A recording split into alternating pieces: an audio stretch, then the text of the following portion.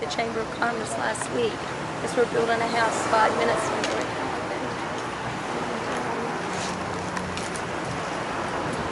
Let me just. I'm President and General Manager of WDBJ7. Thank you, sir. Sorry for your loss. Setting up those scholarships. And truly, it's the families that started that.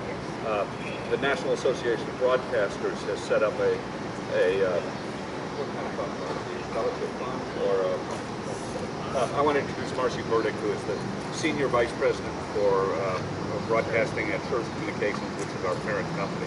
So I've been in contact with other broadcasters today, and they have generously offered, led by our competitors here in town, to help in any way they can. But National Association of Broadcasters is taking the lead in setting up a fund that several broadcast companies have already made commitments to, that at the appropriate time we'll talk to Adam and Allison's family about what they would like to do with those funds. Kelly has to go oversee the news at 5 o'clock, and I think she's going to be interviewed, and I'm going to be interviewed a little later on it. So we've got limited time. If there's one or two more questions, got to deal with them. 15 other people here at WDBJ7. They are, in our memories, as absolutely wonderful individuals. They brought excitement and exuberance to their work. They never failed to have a smile on their face, and they were the kinds of people who would do whatever was necessary and went above and beyond. I mean, you would expect me to say all those things, but it happens to be true in this case. I can't think of better employees if I could have designed them myself. The folks here are grieving.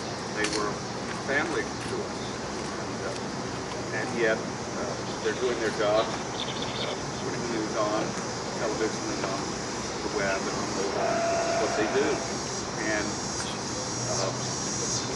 none of us has ever been in a situation where, to this extent, we are the center of the story. We don't like it. We don't want to be holding news conferences about things like this. We want to get about the job of informing the public. But we can't help but focus on our great loss. These are our friends, our loved ones, and there are no words to express the feelings inside our building. I'll take a few questions. Can you say anything at all about the fact that this was a former member of the WDBJ family accused of this? Well, when you use the term family, this fellow didn't fit in. We had to part company with him because he had some issues that developed. We, talked to authorities at the time. They helped us get him out of the building. But that's more than 2 years ago. And we took what precautions we thought were reasonable at that time. But who would have thought that 2 years later, two young, innocent people would have been victimized in such a way? I want to introduce Kelly Zuber. Kelly is the news director and has been a WDBJ employee for more than 30 years, and is welcome to answer your questions too. Yes.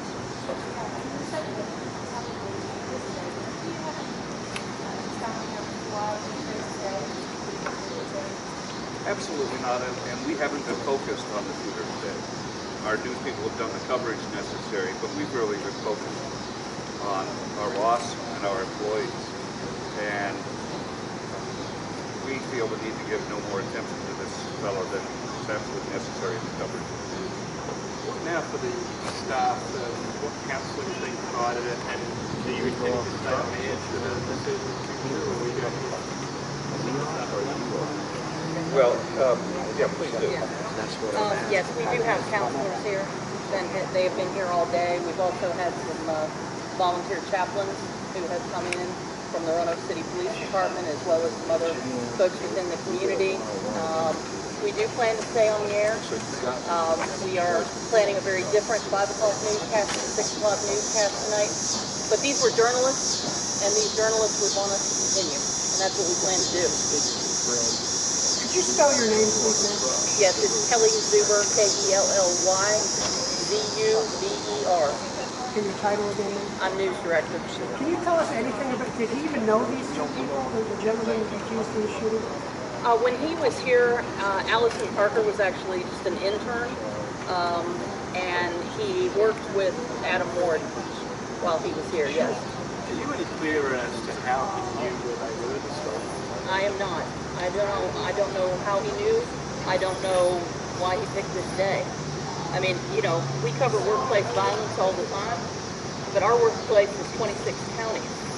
We cover this whole region, and so, you know, it's certainly not difficult to figure out where we are.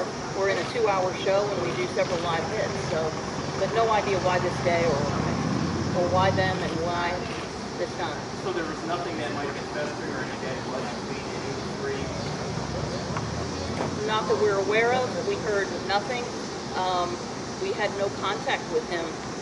His termination date from WDBJ7 was February 1st, 2013. And how long had he worked with you? When did he start? He worked for less than a year. He started with us on March 29th, 2012. And what exactly was his job? He was a multimedia journalist in our newsroom, our Roanoke operation.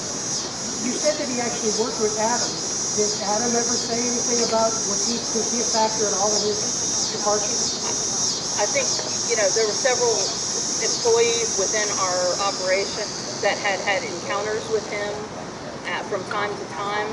They certainly let our Human Resources Department know when they had difficulties with him, and that led to workplace programs that we tried to put in place to help him and to try to, you know, change his behavior. And those clearly didn't work, and he was terminated. Was Adam one of the people involved? Was Adam at all one of these people who had a complaint or he had a complaint about it? Well, I think many people in the newsroom had issues from time to time, and Adam may have been one of those who had worked with him. But of course, Adam was also on the morning show, so he worked primarily with one morning reporter, and he was not the morning reporter. Could you just talk us through the efforts of your staff, how they managed to stay on air and continue to do their jobs when they were obviously fearing the worst? It has been very difficult. I mean, as you know, this happened during our morning show. Our viewers got to see it. Our anchor staff got to see it. That is the most difficult situation. I can't even think of a time when that's happened before. And they continued on. The producer of this show was engaged to Adam, and the producer of the morning show was engaged to Adam, and I don't know how she continued, but she did somehow until we could get more information. Our staff has really stepped up. We're in shock, but we keep thinking about what they would want us to do, and that's continue on doing journalism and covering 26 counties. That's what we do. It's tough. It is really tough. I've never been in a situation like this, and God forbid I'm ever in it again. Kelly, was there somebody at the station involved in one more? Yes.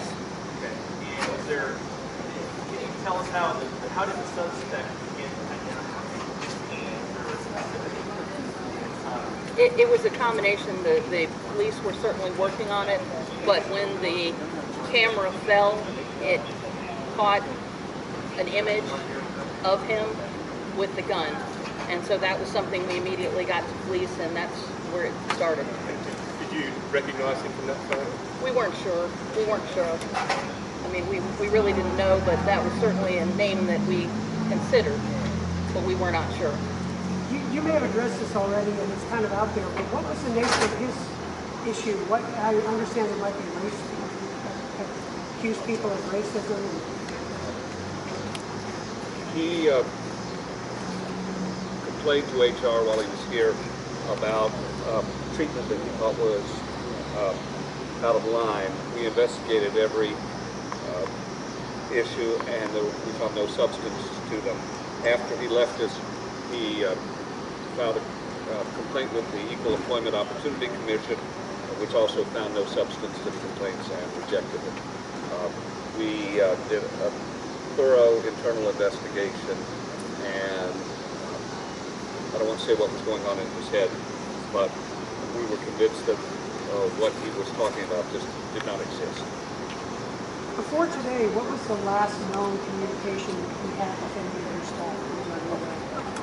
Staff members would see him around town, maybe in the grocery store or something like that, but the contacts were innocuous.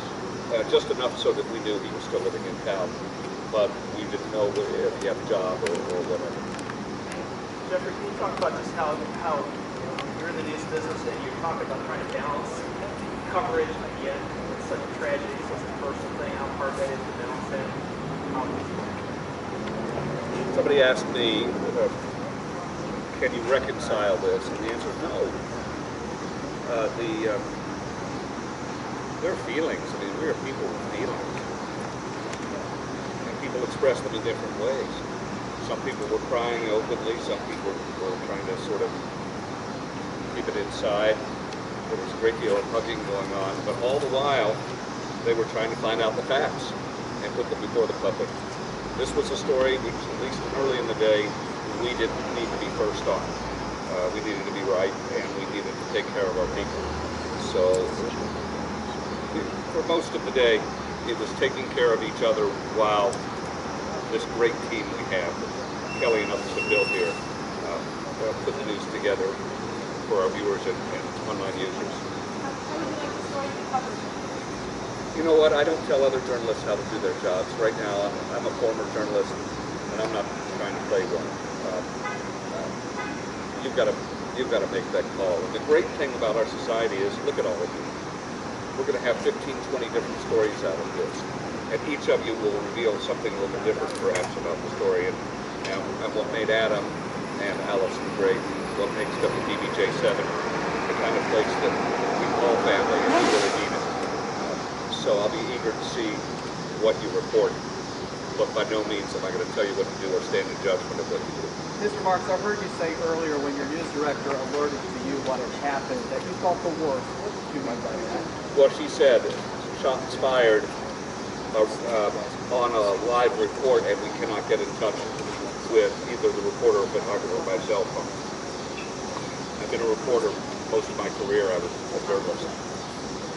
Did you have any inkling that it could have been what it was with this former employee? I didn't put that together immediately. I guess the thing went through my head at some point as, okay, who might be out there? But there were other theories as well. Only when my chief photographer came to me and said, you should see this picture, we think we know who it is, did it really come to the front of us. Jeffrey, the suspect apparently took a video selfie of the attack in your station here, or did any consideration for hearing it? That's a news decision. At this point, we don't. We'll review that as we go. It's pretty raw right now in our newsroom, and we will continue the process of journalism. And if that piece of video is important to what we do, we'll include it. But for right now, no.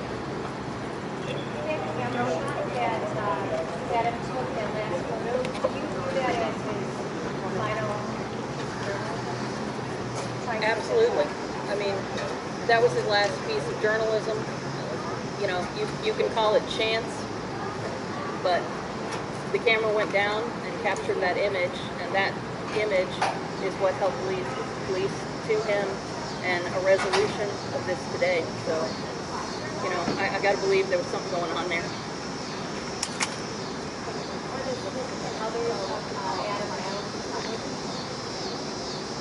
They are not. They are not. Our main evening anchor has been dating Allison, and they were very, very close. Our morning producer was engaged to Adam, and this was actually her last day here. She was headed to Charlotte for a producer job there, and Adam was planning to follow behind her, and they were planning to get married. They were planning a wedding. So understandably, we're giving them lots of time and lots of space to recover from this.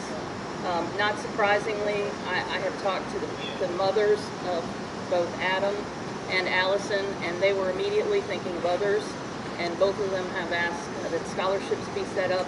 We're setting one up at James Madison University in the School of Media Arts and Design, and we're setting up another scholarship at Virginia Tech in the Communications Department in their names. Do you have any personal anecdotes about either of them that would talk about who they are, who they were? You know, if you asked me about Adam and Allison yesterday, I would have the same response. I mean, some people get accolades once they passed away, but these two people were genuinely incredible people, incredible journalists with an incredible attitude who walked into work with a smile on their face, not grumpy, and ready to do their jobs. And, you know, like I said, if you asked me that yesterday, I would have told you exactly the same thing. They will be horribly missed. They were in the prime of their careers, and the kind of individuals all of you would have wanted to work with, and all of you would have wanted them in your newsroom in the future. Setting up those scholarships, and truly it's the families that started that. The National Association of Broadcasters has set up a what kind of fund? Scholarship fund, or I want to introduce Marcy Burdick, who is the Senior Vice President for Broadcasting at First Communications, which is our parent company. So I've been in contact with other broadcasters today, and they have generously offered, led by our competitors here in town, to help in any way they can.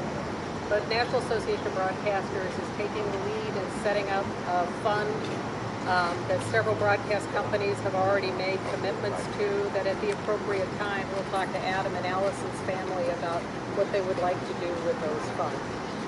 Kelly has to go oversee the news at 5 o'clock, and I think she's going to be interviewed, and I'm going to be interviewed a little later on it. So we've got limited time. If there's one or two more questions, got to deal with them.